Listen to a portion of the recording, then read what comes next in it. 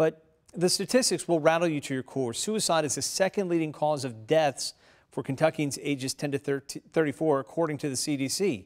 So we're getting an early look at a proposal in Frankfort designed to help teachers spot danger signs. I think it's something that people are concerned about. We're losing our children, and there's nothing more valuable. 82nd District Representative Regina Bunch has spent more than 25 years in education, with much of that in the 7th and 8th grade special education classroom. 2 weeks ago today, she filed BR 91, which would require Kentucky middle and high school teachers and administrators undergo 2 hours of focused training to learn warning signs, risk factors, and resources regarding teen suicide. They would also be required to take part in that training every 2 years. Currently, state law mandates self-study every 2 years, which Representative Bunch feels is inadequate to address the escalating problem. According to the Centers for Disease Control, 3 times more Kentuckians die from suicide than homicide. The Kentucky Center for Prevention 2016 study found that 15% of high school sophomores in Kentucky have thought about suicide and 12% have made a plan to commit suicide.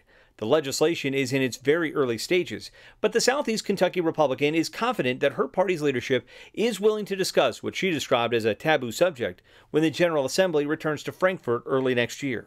And I think that suicide prevention needs to be in the forefront. We need to be thinking about it. We need to be clued in on knowing the risk factors, and I want to establish tools and a pathway for teachers to feel confident in looking at the students and making these assessments and going to knowing where to turn to next for treatment.